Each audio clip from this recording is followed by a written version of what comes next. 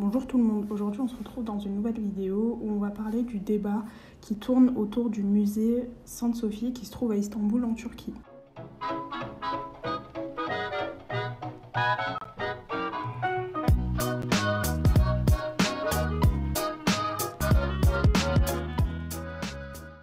Le 10 juillet 2020, un décret du Conseil d'État décide la transformation du musée Sainte Sophie à Istanbul en mosquée.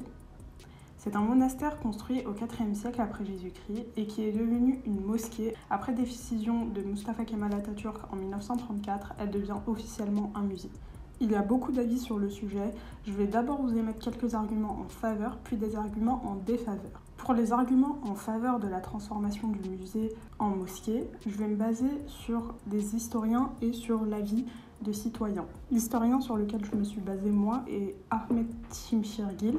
Certaines personnes, comme cet historien, pensent que s'il y a des personnes qui ne sont pas pour le fait que cette construction devienne une mosquée, c'est pour ne pas affecter les relations internationales, puisque la Grèce, la Russie et plein d'autres pays vont être contre cette décision. Sauf qu'il attire l'attention sur le fait que les pays comme la Grèce, par exemple, n'ont de toute façon jamais été aux côtés de la Turquie concernant les crises diplomatiques. Donc pourquoi prendre en compte leur avis aujourd'hui ? Ensuite, il faut savoir que c'était la volonté de Mehmet II, c'est-à-dire la personne qui était à la tête de l'Empire ottoman lorsqu'il y a eu la conquête de Constantinople, d'en faire une mosquée. Le fait qu'elle devienne et reste une mosquée a donc une grande importance. Il précise aussi que la prise de Constantinople donnait le droit de la convertir en mosquée. En sachant que l'Empire était un empire musulman, c'est une chose qui se faisait. D'ailleurs, Mehmet II a fait construire une école coranique, une imerathaneh, c'est-à-dire une cantine où sont distribués des repas, une fontaine, une bibliothèque, un dispensaire, bref, il a beaucoup investi autour de ce monastère qui est devenu une mosquée. L'historien précise qu'il y a beaucoup de fondations qui ont pour but d'aider autour de cette construction.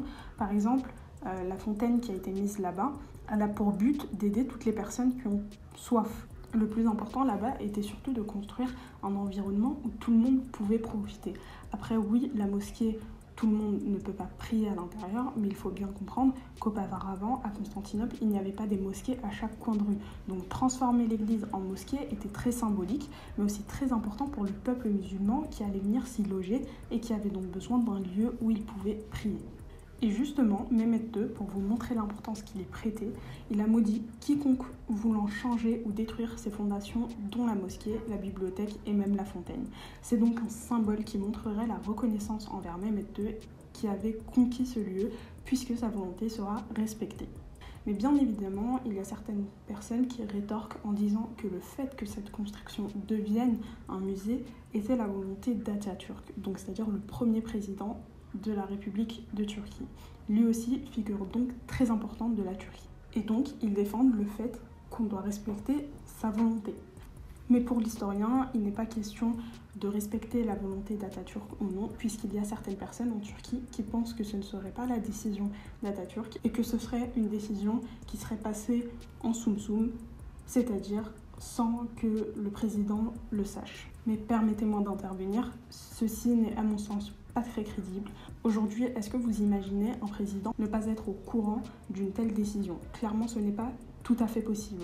En plus de cela, il aurait visité la construction quelques jours après la décision d'en faire un musée. Donc, encore une raison pour dire que cette hypothèse est totalement fausse. Beaucoup de citoyens réagissent aussi à chaud, précisant que dans les pays comme la Russie, l'Espagne, la Bulgarie ou l'Autriche, bref, dans les Balkans, il y a eu beaucoup de changements de mosquées en église. Donc, ce qu'ont fait les Ottomans ne peut pas être comparable à ce que les autres pays ont fait, puisque les Ottomans n'ont pas eu cette volonté de changer toutes les églises en mosquées, mais seulement certaines.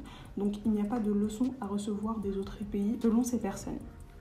Beaucoup de citoyens pensent aussi que c'est un pays musulman, donc ce n'est pas un mal ou une provocation de faire ce changement du statut de musée en mosquée. Rappelons tout de même que la Turquie est actuellement un pays laïque et non pas un pays musulman.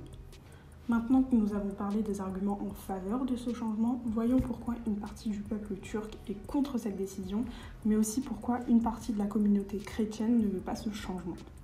La plupart des citoyens qui sont contre cette décision pensent qu'il y a déjà suffisamment de mosquées. Il pourrait donc rester comme étant un musée. Il y a aujourd'hui plus de 2830 mosquées à Istanbul. De plus, ils pensent que les gens ne vont déjà pas dans les mosquées en temps normal pour prier. Donc pourquoi le changer en mosquée? Ça n'a vraiment pas d'intérêt.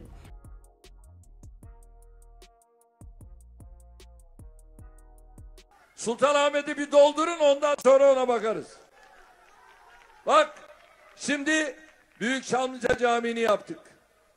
4 tane, 5 tane Ayasofya eder. O kadar büyük. 60.000 kişiyi alabilecek kapasitede.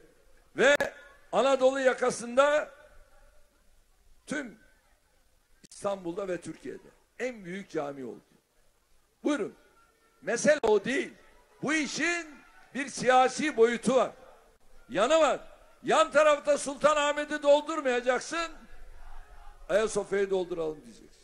Bu oyunlara gelmeyelim. Bunların hepsi tezgah. Surtout qu'en 2016, un imam a été attribué à Sainte-Sophie. Les prières ont déjà lieu. Il ne manquait plus qu'officiellement ce soit une mosquée. Mais si ça devient une mosquée, ça va être problématique par rapport aux touristes qui ne vont plus pouvoir visiter la construction aussi librement. Certains citoyens pensent qu'il ne faut pas en faire une question de fierté ou de qui est le plus musulman, mais juste objectivement, il devrait rester en musée pour le respect des citoyens de toutes les religions, et en plus en musée ça apporte de l'argent via les touristes. D'autres personnes sont plus inquiètes par rapport au fait que certaines fresques, mosaïques, etc. pourront être cachées, puisque la prière ne peut pas être faite en face d'une figure humaine. De plus, cette décision pourrait être dangereuse puisque ça pourra causer la dégradation de la mosquée. Par exemple, il y a une mosquée, la mosquée Kalender Hané, toujours à Istanbul, où les travaux ont clairement dégradé certaines figures, comme vous pouvez le constater sur la photo. Enfin, pour certaines personnes, ce serait seulement un débat lancé pour changer l'actualité, car la situation économique en Turquie est très mauvaise, ou même que ce serait à des fins politiques, puisque c'est une question qui va toucher les personnes qui sont croyantes, et donc du coup, le président, donc les personnes qui prennent la décision de ce changement, vont avoir leur soutien. Ce serait donc une instrumentalisation de l'islam à des fins politiques. Maintenant, venons à la question pour quelles raisons les autres pays seraient contre cette décision, ou même pourquoi les personnes croyantes, chrétiennes surtout, seraient contre cette décision. Il y a plusieurs églises qui datent de l'Empire byzantin en Turquie, qui ont été transformées en mosquées, comme la mosquée Fenari Issa, l'église des Saint-Georges et Bacchus, et plein d'autres, mais Sainte-Sophie est différente. Il y a certains Turcs qui sont tristes à l'idée de ne jamais pouvoir faire une prière dans la Sainte-Sophie, et en même temps, il y a la pression des autres pays qui veulent que la Sainte-Sophie reste en musée. Donc pourquoi cette mosquée est si importante? Eh bien, il faut se pencher vers le christianisme. Il faut savoir que le christianisme est arrivé avec Jésus-Christ. Jusque-là, on est ok. Il a voulu propager une religion monothéiste et par la suite, les 11 apôtres, parmi les 12, ont continué la mission. Et pendant près de 300 ans, ils ont mené leur mission sous l'Empire romain, qui n'était pas trop chaud à cette idée de religion monothéiste, puisque je le rappelle, il y avait une majorité polythéiste à ce moment. Et ce qu'il faut savoir, c'est que les chrétiens, n'étant pas très appréciés, ils construisaient des églises, mais c'était des constructions illégales. Vous pouvez d'ailleurs toujours en voir en Turquie, comme l'église Saint-Pierre à Antakya, qui est considérée comme l'une des plus anciennes églises du monde. Et c'est seulement en 313 après Jésus-Christ que les persécutions se sont arrêtées avec la conversion de Constantin Ier au christianisme, et en 333, le christianisme est devenu la religion officielle de cet empire. Et c'est seulement toutes ces années plus tard, après ces persécutions, que le monastère Sainte-Sophie a été construit, d'où la grande importance qu'il y présente. Donc c'est le premier monastère qui a été construit à Constantinople. La transformation par Mehmet II était donc surtout un symbole, puisque c'était la plus grande construction et c'était le symbole de la conquête, tout simplement.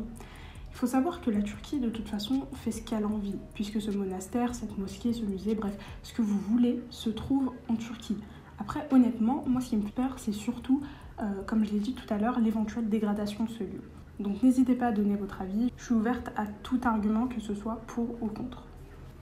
Donc voilà pour cette vidéo, moi je vous dis à la prochaine pour une nouvelle vidéo. Sur ce, ciao!